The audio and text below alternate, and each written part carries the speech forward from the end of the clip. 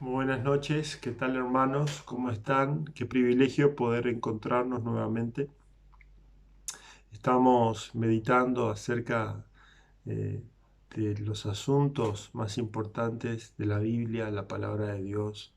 Y hoy queremos comenzar con uno de esos asuntos centrales de la Biblia que se denomina el Evangelio, ¿no?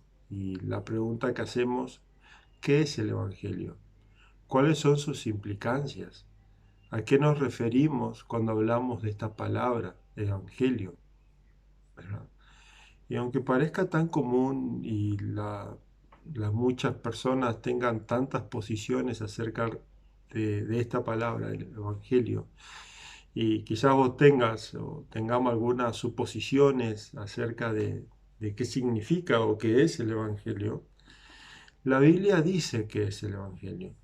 Y lo dice con claridad y es por eso que queremos entender lo que la palabra de Dios dice acerca del Evangelio, ¿no?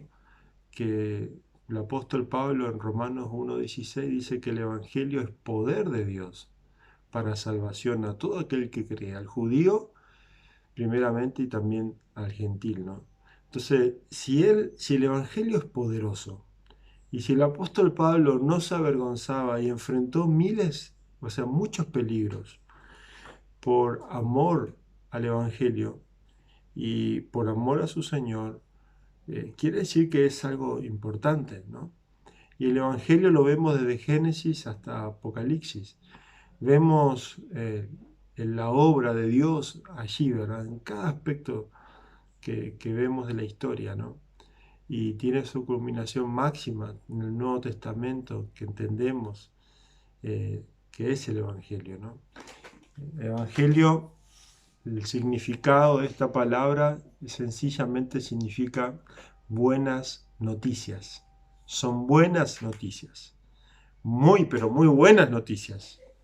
Pero a veces no comprendemos las de qué. Buenas noticias de qué, para quién, ¿no? Entonces, hoy quisiera abarcar esto, ¿no? ¿Qué es el Evangelio?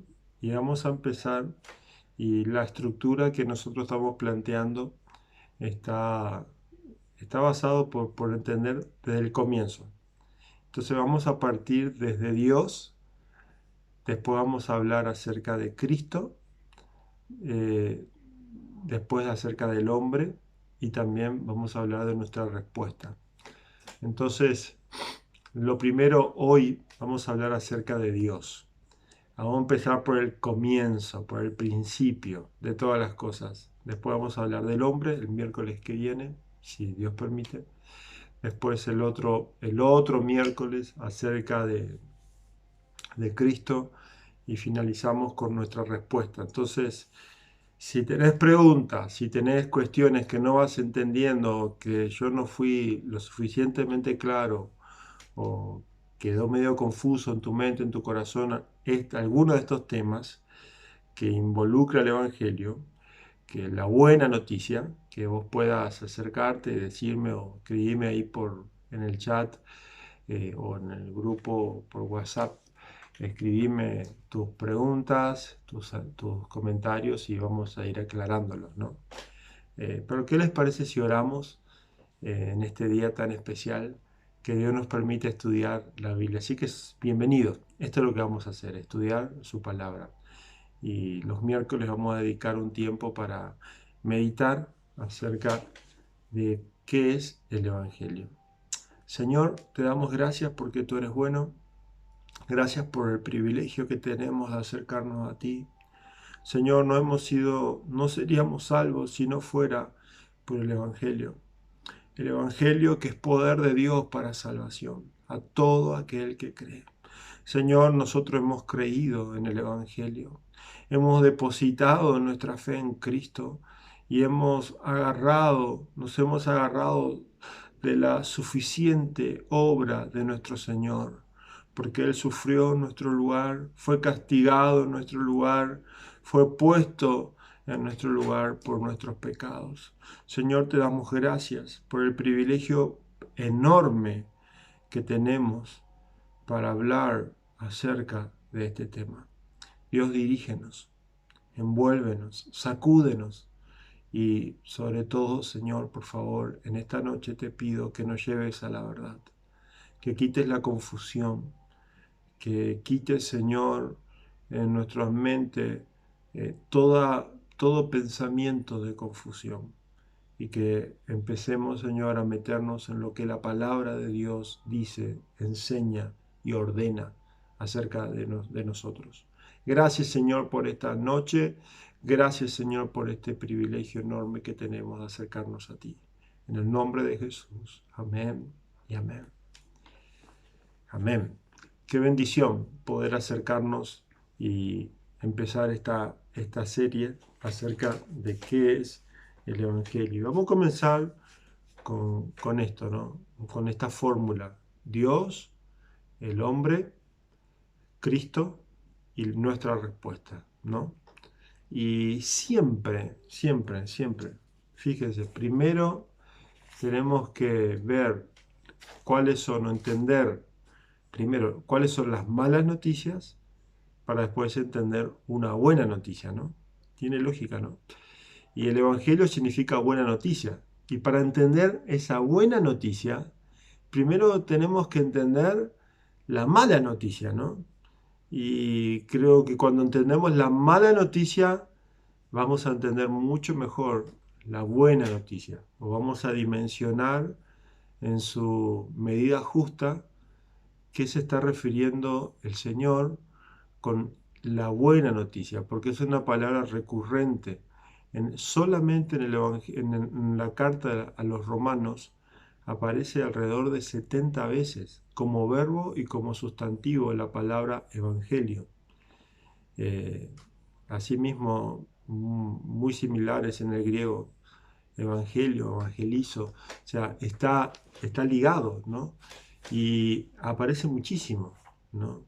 Y el apóstol Pablo lo usa mucho. En todas sus cartas prácticamente habla acerca del Evangelio. Y habla de la importancia del Evangelio. Así que primero entendemos las malas noticias. Las malas noticias, ¿cuáles son? Que Dios es un juez y que nosotros somos pecadores contra de Él, ¿verdad? Y la buena noticia es que Jesús ha muerto para que muchos pecadores sean perdonados de sus pecados, se arrepientan y crean en Él. Y esto es lo que vamos a ir examinando, descomprimiendo en todos estos miércoles, compartiendo la palabra de Dios. Entonces, empecemos con el primero, Dios. Probablemente, al igual que muchas personas, vos tengas algunas presuposiciones, algunos pensamientos acerca de Dios. Hay gente que piensa que Dios es el barba y le dice así barba y le pide ayuda. Piensan que Dios es un anciano y que Dios está tan ocupado con tantas cosas que tiene que hacer que está en otra, ¿no? Que no está interesado en este mundo. Hay otros que piensan acerca de Dios, que Dios es como uno que limpia mal y que no enfrenta el hecho del pecado, sino que simplemente lo esquiva o lo pone debajo de la alfombra. No. Así vemos como hay personas que piensan así acerca de Dios, ¿no? Pero Dios no es así, Dios enfrenta al pecado. Dios actúa y toma la iniciativa, ¿no? Entonces vemos que Dios no es un Dios pasivo, sino que es un Dios activo y tiene un rol activo en este mundo. Y podemos saber a Dios. Lo primero que quiero que veamos de Dios es que Dios es el creador. La Biblia dice en Génesis 1:1, si puedes ir en tu Biblia, Génesis 1:1. Dice, en el principio creó Dios los cielos y la tierra. En el principio. Y dice en el principio de nosotros, porque Dios ya existía, y Dios ya era, y es, y seguirá siendo por siempre y para siempre. Pero Dios es el creador. En el principio creó Dios los cielos y la tierra. Y en el versículo 26 y 27, después de crear todas las cosas, Él dijo sea la luz y fue la luz. Él dio vida a todo lo creado, todo lo existente, lo que nosotros conocemos hoy que tiene vida, lo creó Dios, Dios lo creó, Él es el creador. Y también a nosotros los seres humanos, en el penúltimo día de la creación, en el sexto día, Dios crea al ser humano, Dios crea al hombre y a la mujer. Y fíjense, en el versículo 26 dice, entonces Dios dijo, hagamos a los seres humanos a nuestra imagen, para que sean como nosotros. Ellos reinarán sobre los peces del mar, las aves del cielo, los animales domésticos, todos los animales salvajes de la tierra y los animales pequeños que corren por el suelo. Así que Dios creó a los seres humanos a su propia imagen de Dios lo creó, hombre y mujer lo creó.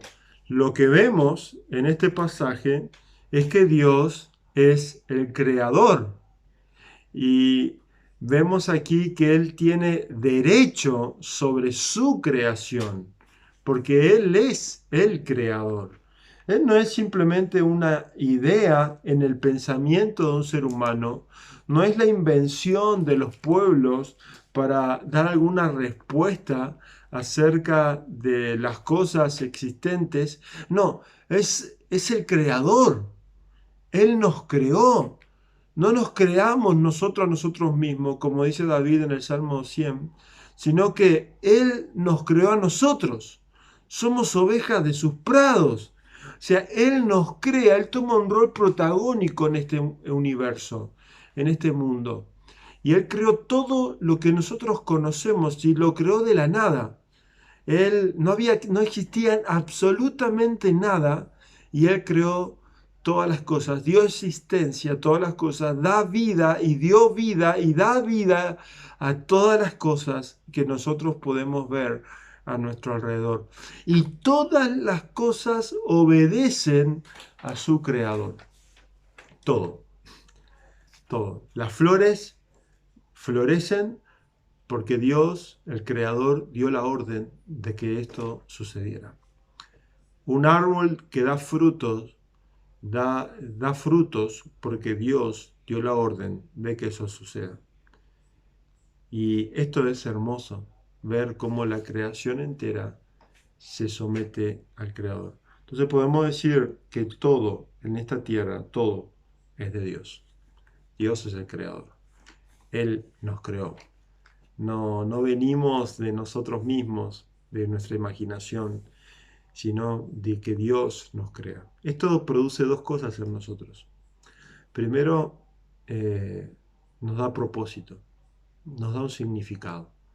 No venimos de la nada, no nacimos de la casualidad, de un accidente cósmico, no nacimos del mono, no venimos de una raza inferior, no, venimos de alguien superior. Venimos del más superior de todos, venimos de Dios.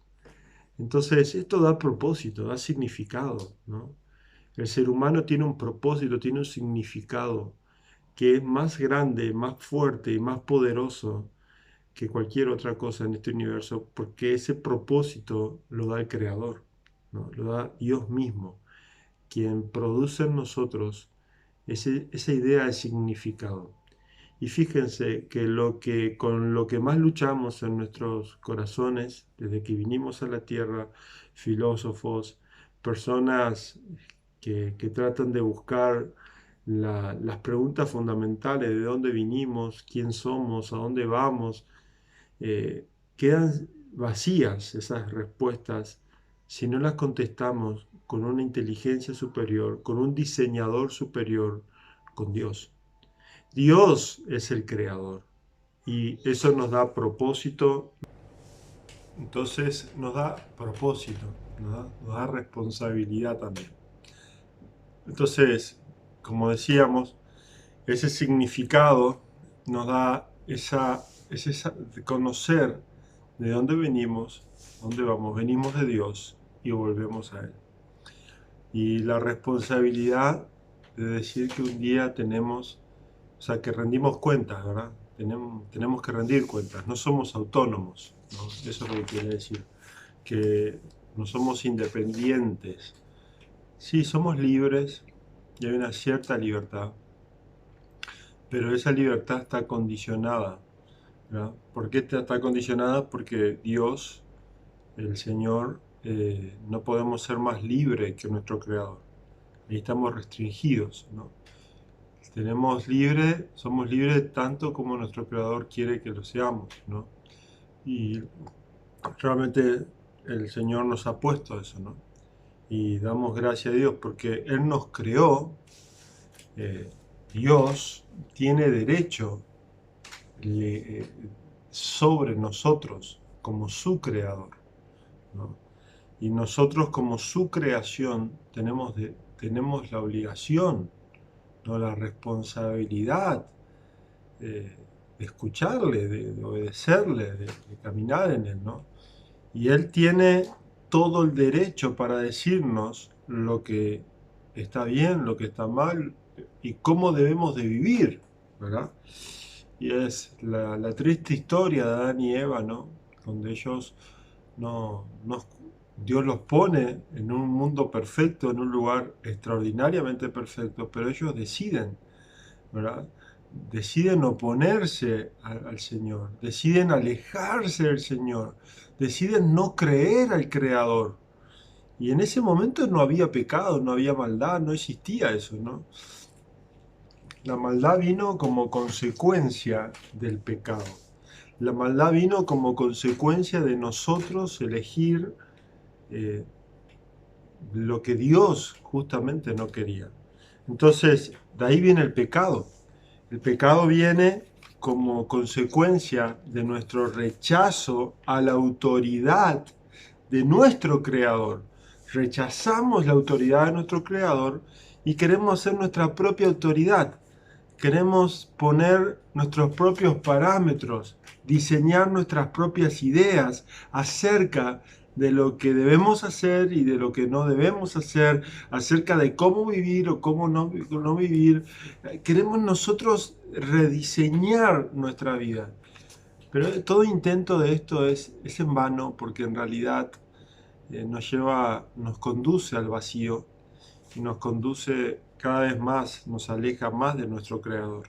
Entonces, creo que es importante entender que Dios, el Señor, quiere y ha tomado la decisión y ha tomado los pasos para acercarse a nosotros. Pero hay que entender, Él es nuestro Creador y como Creador tiene derecho sobre su creación y nosotros también estamos en un sentido de un deber y nos debemos a nuestro Creador. Dios nos creó, por lo tanto le pertenecemos a Él. Somos parte de Él, le pertenecemos a Dios. Dios dijo, hagamos al hombre a nuestra imagen y semejanza. Y aún esa imagen, a pesar del pecado, a pesar de la caída de Adán y Eva, y que como consecuencia cayó en toda la raza humana, a pesar de eso, todos nosotros tenemos en el fondo de nuestros corazones grabada la imagen de Dios. Quizás hoy en día de forma más imperfecta, porque por los daños del pecado y las consecuencias de nuestras propias decisiones, pero tenemos esto. Por eso tenemos como una especie de idea o de deseo en nuestro interior, tiene que haber algo más. Tiene que haber alguien más. Tiene que haber algo más detrás de todo esto. No puede ser solamente esto. Y si pensamos juntos, ¿verdad? Venir a la tierra para vivir esta vida que es una vida difícil y simplemente casarse, tener hijos, tener ciertos bienes materiales, trabajar como loco por esto y después morir, no tiene mucha validez o mucho sentido, ¿no? Si es simplemente eso, ¿no? Pero cuando entendemos que Dios nos permite vivir y Dios quiere que vivamos y para Él, entendemos ahí el propósito principal, que nacimos y le pertenecemos a Él. Todos los seres humanos, todas las cosas de la tierra le pertenecen a Él, el mundo, todo. Cuando Él vuelva por segunda vez y todo ojo le vea y Él se manifieste, Él va a decir esto. mío, mío, mío, mío, mío. Todo le pertenece. Esta es su tierra. Nosotros compramos terrenos, ¿no? Pero compramos terrenos de la posesión de otro ser humano, supuestamente. Pero en realidad, la tierra donde yo estoy parado ahora es de Dios. El lugar donde yo estoy aquí es de Dios. Le pertenece a Él. Es de su propiedad. También yo, mi cuerpo, mi mente, todo le pertenece a Él. Entonces, esto, este es el parámetro para empezar ahí. Y también algo aspecto con dos atributos que creo que necesitamos entender para entender el Evangelio, es que Dios es santo y justo. Claro, Dios tiene muchísimos atributos y todos los atributos de Él reflejan su gloria, su majestad. Y hoy en día hay un sobreénfasis en el amor y hay una se desvirtúa, perdón, el concepto del amor de Dios, ¿no? Y con eso que Dios es amor, queremos justificar en nuestro estilo de vida, queremos justificar nuestras decisiones, queremos justificar la manera en que pensamos, la manera en que hacemos las cosas, ¿verdad? Como que Dios está obligado a perdonarnos, como que Dios está obligado eh, a no ser tan duro, como que Dios está obligado de alguna forma a mostrar esa misericordia por encima. Y tanto daño ha hecho esto, ¿no? Porque Dios, Dios no, Dios tiene y es un Dios justo y santo. Él es justo, su justicia es perfecta. Eso es lo que dice la Biblia. La justicia de Dios es perfecta. Tiene el cetro de justicia, o sea, el bastón de justicia. O sea, es justo. Él nunca, jamás hace nada injusto, ni hizo nada injusto.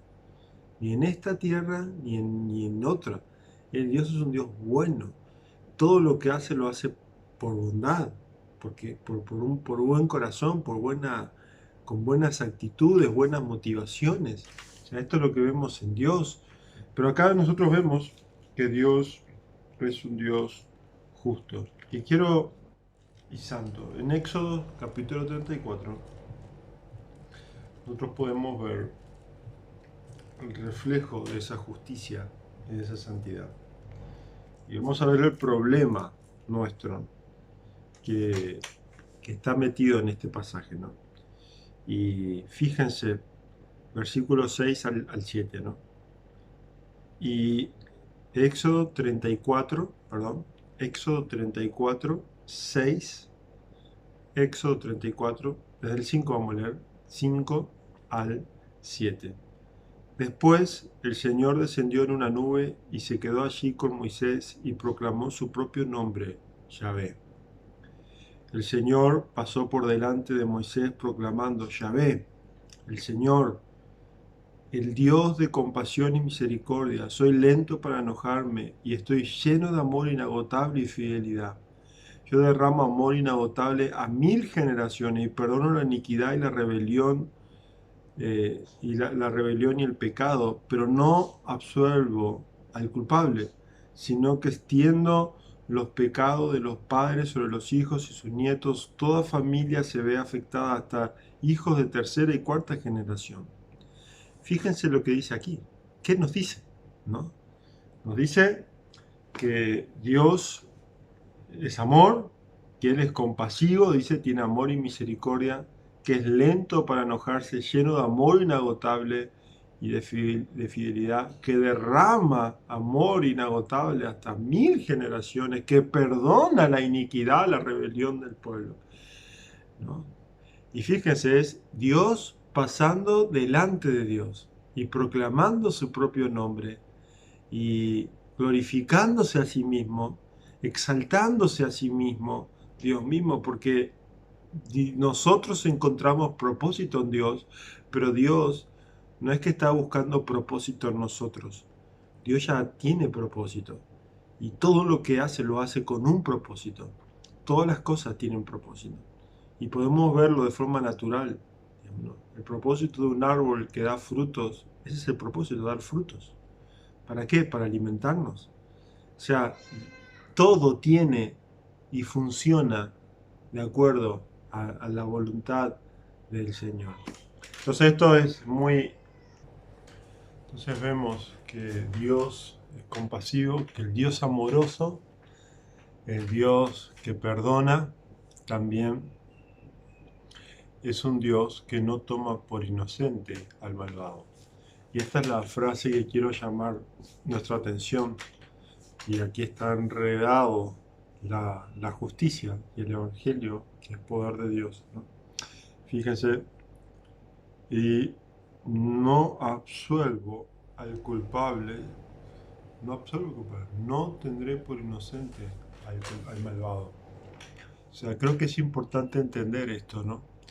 Y hay parece una aparente contradicción, ¿no? Porque primero dice que Dios es misericordia, que en su amor perdona hasta 1000 generaciones, que tiene ese amor inagotable, pero por otro lado dice que no absuelve al culpable. ¿Ves el problema? ¿Ves el problema? El problema es que no hay ningún inocente en la tierra. El problema es que todos somos culpables.